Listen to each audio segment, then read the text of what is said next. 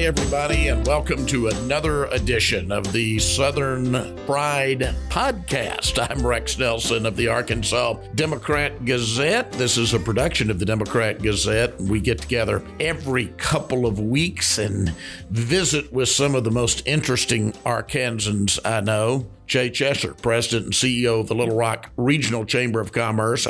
I guess you qualify as an interesting Arkansan, don't you, Jay? I was going to say, Rex, you've probably gotten to the bottom of the barrel if you finally got to me. No, it is a pleasure to have you. You have headed the Little Rock Regional Chamber since 2006, is that right? That's correct. Wow. Time flies when we're having fun. I wanted to talk a little bit, everything from economic development to community development to kind of the future of Little Rock and the Little Rock area.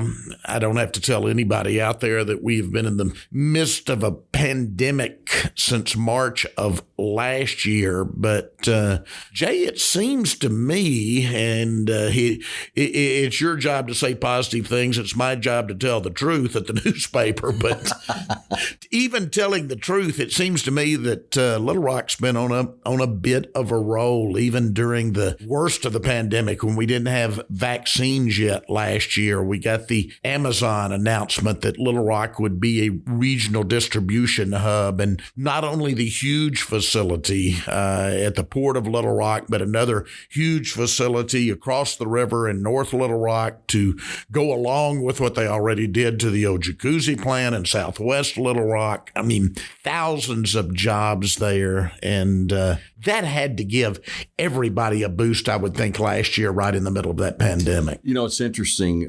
We went through a court scenario, or actually the city of Little Rock and the city of North Little Rock went through a court scenario about economic development funding in about 2014, if memory serves me right, where a lower court ruled that it was not a good public use of funding to do economic development work, even though it had been done that way here and across the country for decades. And long story short, that put us on hold, Rex, for almost 3 years. We thought it was going to be a 6-month thing. Yeah. And it put us on hold for almost 3 years in terms of marketing. We had to reduce staff, obviously, because of the public-private partnership. When the public side, which is about 30% of that economic development budget, wasn't there and it was cut off, obviously we had to stop a lot of our marketing stuff. So fast forward from that to October of 2017, the Amazon HQ2 project. And of course, I won't rehash the whole story, but we had a lot of folks here locally that felt like we ought to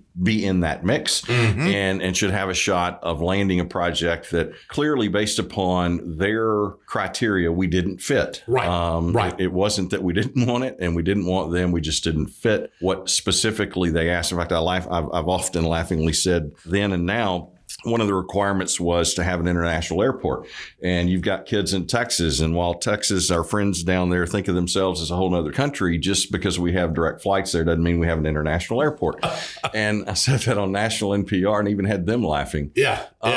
But we ran a campaign in October of 2017, effectively telling Amazon that, hey, we love you. We'd love to have you. We're not the right thing for you in this particular project. But if you have something else, we'd love to talk to you about it. Keep us on the radar, in other words. And we used their process. There were 237 or 238 communities that made a proposal for that project. Obviously, it was very public, which is unusual, as you know, in the economic development circles. But we used that project as a kind of a next step for the first time in several years out into the national marketplace to try to get people to look at Little Rock. And interestingly enough, early on in the campaign that day, folks didn't get it, but by the end of the day, they were. And so what happened was we put this together in 9 days, including a new website where we could see who was coming. We didn't know who they were in the company, but we knew which company it was. We knew where they were going, and then we were feeding them back information. We had a team of folks both at the chamber and at the tech park that day, feeding back information to these people as they were coming onto that website, looking at specific things. We know exactly when Amazon came on. We know that early the next week we had our first contact with Amazon. And so all that to say, that kind of literally gave us a rocket boost of marketing momentum right before things began to change. And of course, we didn't know they were going to change in March of 2020. But at that moment in time, our pipeline of prospects had gotten pretty robust. In fact, some of the best that I had ever seen in my career. And so, the second week of March, I'm coming back from Miami. The world is shutting down. I've never seen the Atlanta airport that slow. Right. And we literally thought that, as we had seen back in 08, 09, when the national and international economy went off the cliff, that everything would just stop. Well, not only did it not stop, we had people in our office throughout the entire pandemic. The majority of the staff were working part-time from home. Gotcha. But we had a handful of key people that never quit coming to the office, because not only did the economic development stuff not slow down or stop, it actually sped up. And it took about a 30, 45 day hiatus, but then companies began to realize, because of orders, that they didn't have the capacity to fulfill what was currently happening, much less what they were then forecasting would happen. And so all that to say, we got to March of 2020 in a good spot from a prospect pipeline perspective, but then began to see it grow even more from there. And then when the Amazon project, obviously Amazon doesn't normally announce things. Right. And so when their first project, which was the Southwest Little Rock facility, the old jacuzzi place, in fact, even to this day, they really haven't announced it. And so that's just the way they operate. And so once the world began to see that first project, they didn't know that we were working 3 more at that moment in time. That was high visibility for everybody on Interstate 30. And so when the word got out about the 3.7 million square foot facility at the port being built, then everything began to change, because it's a lot like, I use the furniture industry as an example. Randy Land is a good friend of mine with the Furniture Association. Furniture stores don't normally go and locate out in the middle of nowhere where there's nothing else. They co-locate with others. Critical mass. Car dealerships, the whole nine. And so when Amazon made that initial announcement that they were doing this one project that again became 4 before it was all said and done, it opened eyes to folks that hadn't really looked at us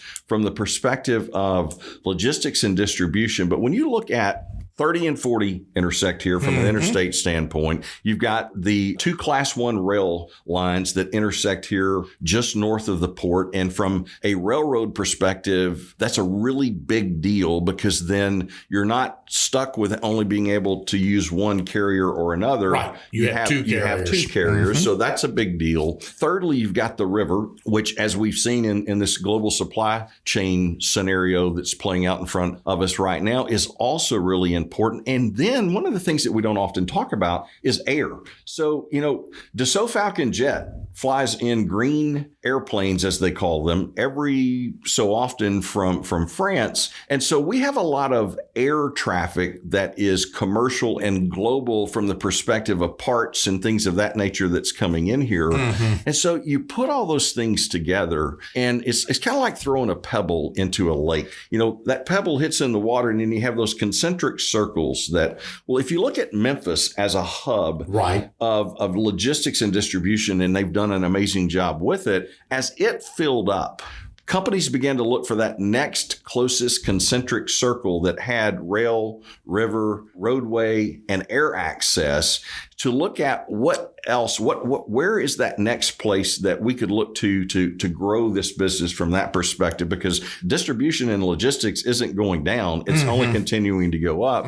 And so then at the same time, we had some manufacturing projects. HMS, we had just, we're in the process of announcing HMS. So you probably don't know the name of the company, but if you know the Hefty brand products, they make them. And we're now the only place in North America where they're making them. They pretty much source all of their product through third parties in different countries. So all of a sudden, those things began to take place. And the sting of losing the CZ project, when CZ actually went and bought Colt, and because of that, basically put this project on hold, not only was immediate. And you're talking about a European-based gun manufacturer, for those not familiar with I'm sorry. it. I'm just blowing here. No. But the sting of losing that project immediately was assuaged by everything else that was coming in. And so we talk about jobs and we talk about opportunity, and we'll just use the Amazon scenario as an example. So Amazon came in, and when they finally said what they were going to do, it was supposedly 825,000 square feet at the port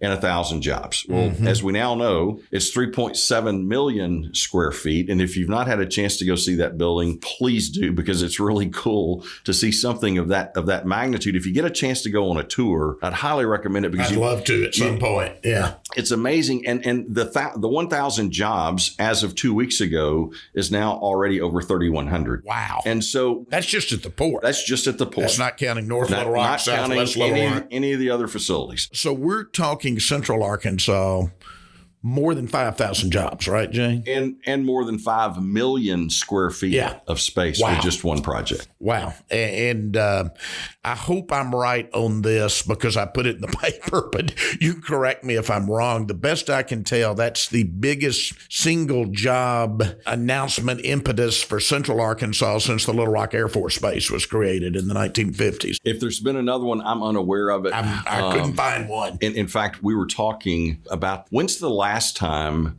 that Little Rock, and when I say Little Rock, I'm talking about the metro area. When's the last time Little Rock had 5 million square feet of construction underway for any one project? And we don't know that that's ever happened before. And so that's a great win. That's obviously a great boost to this economy. But what it also does is it signals to the world, what did they find there that maybe we didn't know about? We can talk about logistical advantages. We can talk about talent advantages. We can talk about equating miles to minutes. And so folks will drive 45 and 60 plus miles one way to a good job because we still equate miles to minutes in terms of what typically happens in a lot of metro areas is a site consultant will come in, stick a pin in the map, draw a diameter of 20-mile radius around that, want to know everything about that 20-mile radius, but nothing outside of it. Because usually in those places, it'll take people 40 minutes to an hour to make that 20-mile commute. Here, that's not the case. And that's why we are so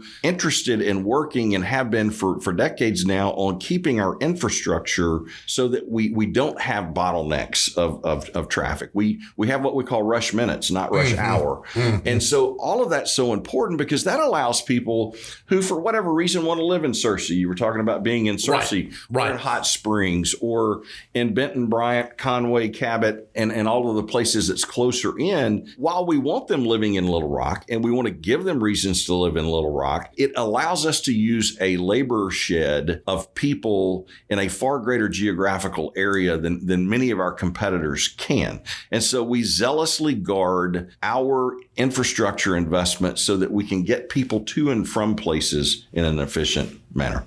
Bottom line on all of Amazon, what you're in essence telling me is this has put us on the map as a distribution and logistics hub, a mid-American hub, along with Memphis, right? Yes. And again, we've marketed these assets, and there are companies here that have taken advantage of those assets, but it took that major name to effectively put their stamp of approval on it by creating what they're creating here and having other folks take a look at it and go, wow, let's go take a look at that also. Yeah.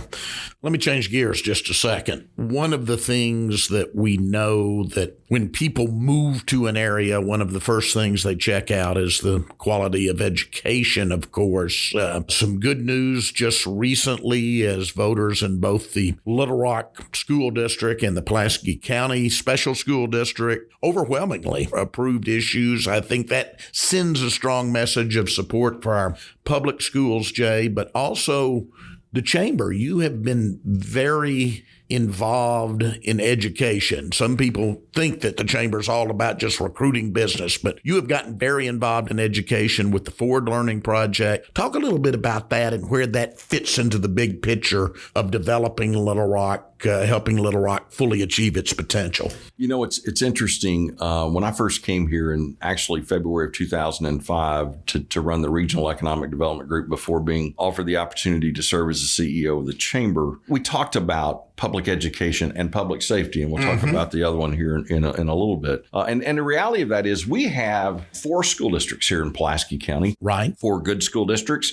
We've got wonderful schools in each of the 4. We've got schools that need help in each of the 4. And yet what we've seen over time is folks voting with their vehicles to go to an outlying county, typically adjacent, wanting to live there because they feel that's a better public education. Well, we have tried working with our friends and colleagues in especially the Little Rock School District, a whole lot of different things to try to help get it to a better place. And so a lot of those things have had some marginal victories, but nothing of any significance. And so, we talk about the reading at the 3rd grade level, and we can go through all those statistics and the barometer of how many jail cells we're going to need based upon that percentage. But while we're working on the younger folks, we kept looking for ways to engage students at those older years of school to try to get them engaged in not only learning better, but then having more opportunities once they leave school. And interestingly enough, I was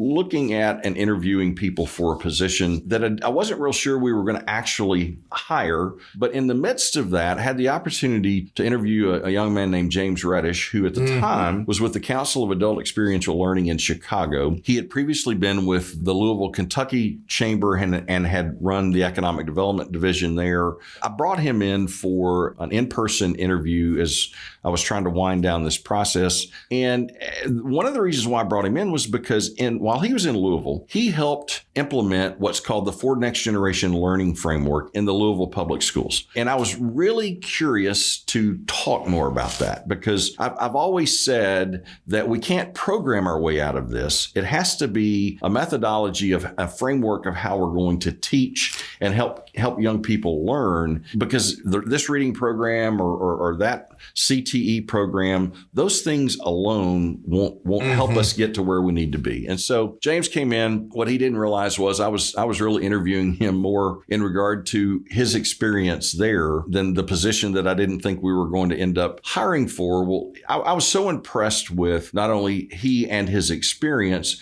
because he talked about how they failed, how they tried to cut some corners in implementing it. And unfortunately, it failed and they had to back up and start over. And now they've had some significant success. And so as I was taking him back to the airport that afternoon, I looked at him and I said, I'm going to tell you that this position probably isn't going forward for these reasons, but nobody knows it yet. I have this other position that I would really like you to consider, because the Ford program is something that we've seen a little bit about. Now I know a whole lot more about it. And if we can get our 4 school districts, because we couldn't just do it with one. That's a good point. If we could get our 4 school districts to agree to walk this path with us, and the teachers be a part of creating something instead of having something done to them, so to speak, then I thought we could have success. And, fast forward nearly 4 years now, about 4 years now. And we were blessed to bring he and his wife, Caroline, to town. We met initially with Mike Poor of the Little Rock School District. And we talked about this program that the Nashville, Tennessee public school system, which is kind of the beginning of the Ford Next Generation Learning Framework. We talked about them having this event and that we would want to take him to go see, feel, and touch what they've done, how they've done it. And at the end of that meeting, he agreed. And at the end of that meeting, I looked at him and I said,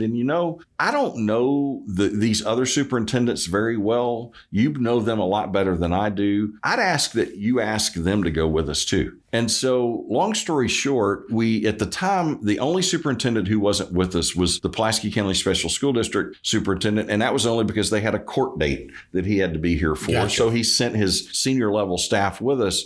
Well, that started us on the pathway of, first of all, them seeing this. Then secondly, coming back and talking about it with some of their senior leadership, and then us sending more people to see it. And so we were literally, it felt like we had a bus going to Nashville, Tennessee every other month to show people what that looked like, how it could come about, and how it could be implemented here to be effective, but that it was designed not about a program. It was designed for a young person in the 9th grade to get exposed to different career pathways, then decide from that which career pathway they wanted to spend their 10th, 11th, and 12th grade years learning through the lens of. And so it's English, math, science, social science, all those things that kids have to learn and master to graduate from high school. But if you're interested in healthcare, it's English from a healthcare perspective or English from an advanced manufacturing perspective. I laugh about advanced manufacturing and welding. And so most kids go into geometry class and go, why do I need to learn geometry? Mm-hmm. Well, okay, let's talk about a right angle and how you create that right angle. Let's take that into your next class and teach you how to weld that right angle. And then after you've welded that right angle, let's take it into the third class in science, test it for the validity of the strength of that weld. Now all of a sudden, kids are learning in the framework and the lens of something that they're interested in, as opposed to page 155 of the McGraw-Hill textbook. In their words, not mine, kids, so no one please take offense to this. It's not grandma preaching to them as to what they ought to know. They're wanting to learn this because they see applicability and what they can do with it. And so if you look at the about 40 or so communities across America that are doing this or have been doing it for a few years, core academic achievement goes up for every student. So you don't opt into this program. Every ninth grader in every high school in Pulaski County this day are now in what's called Freshman Academy. So you don't opt in and opt out. It's not for this group of people and not for that other. It's for everybody. Everybody, yeah. And so then in the 10th, 11th, and 12th grade years, once they've chosen the pathway they want to learn in, they're with the same group of teachers all 3 years.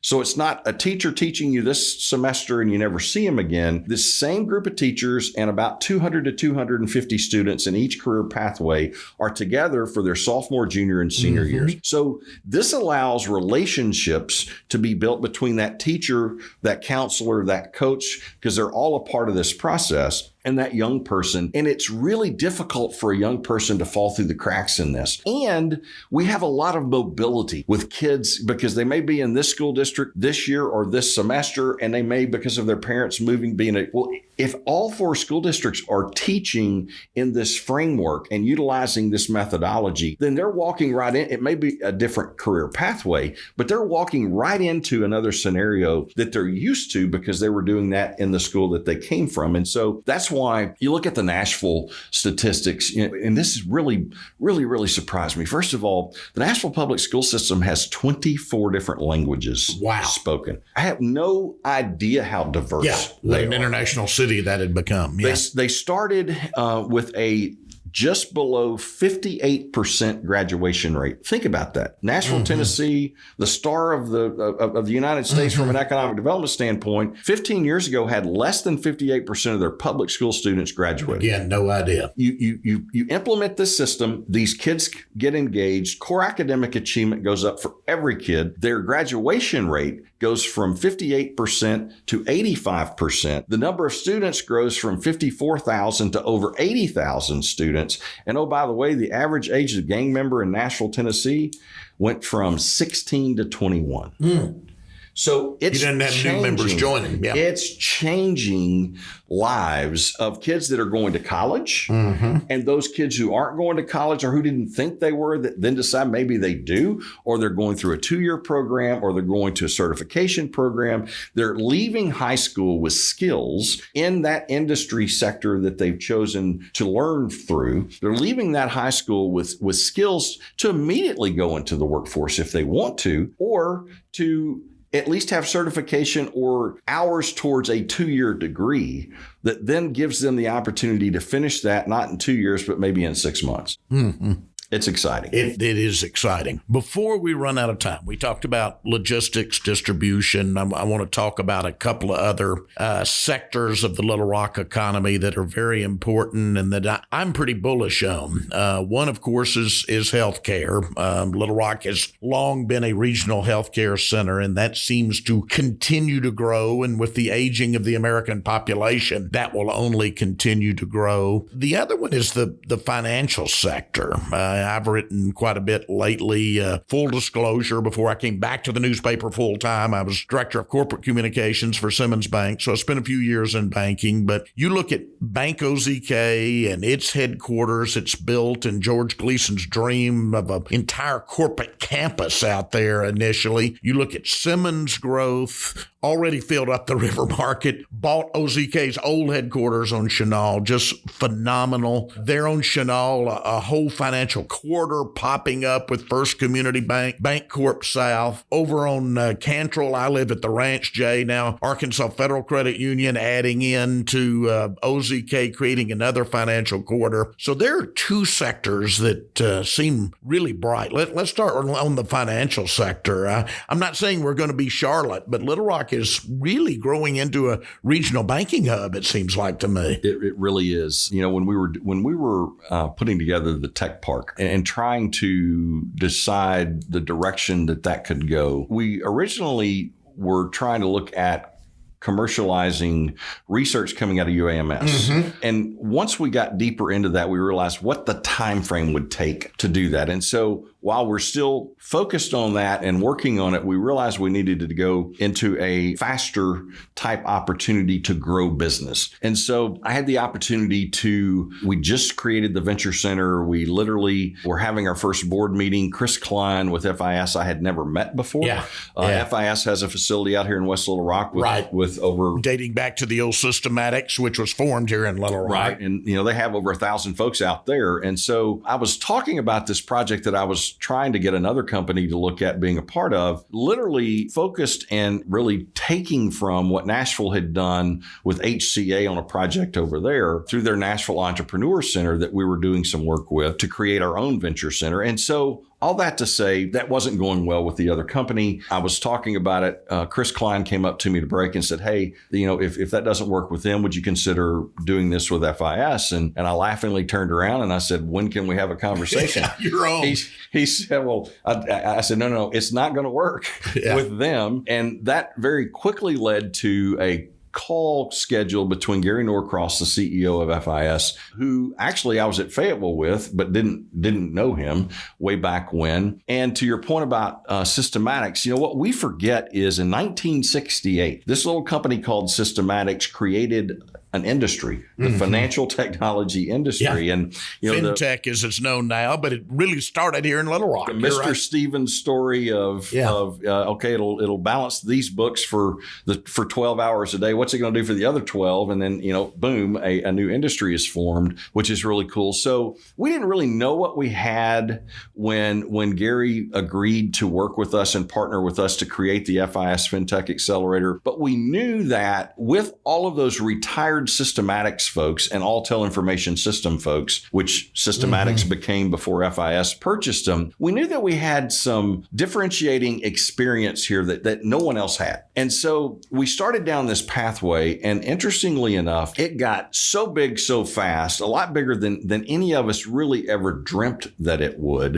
that we're now the Independent Community Bankers of America came to us 2 years later. This is now 4 years ago, and asked us to, at the Venture Center, to run a financial accelerator for them. This means that 20 companies a year are coming here from all across the country and the world. Yeah, coming from all over the world to spend time in Little Rock. And then local banks as well as banks around the country flying. I think in the latest FIS iteration, there were 200 banks that were engaged with these 10 companies. The really cool part about that is we started it with, hey, this is where it started. This is where we want to grow the new from. And what's happened is it's actually allowed us to be able to locate some of these really high-tech, new, innovative companies from other parts of the country and the world to come to Little Rock. Bond.ai is a great example. Hexonica is another example. We've got a third one that we'll be announcing later this month that's moving their corporate headquarters from outside the country here in Little Rock. And so the local banking mecca, as I call it, because Little Rock has always been a financial center, not only for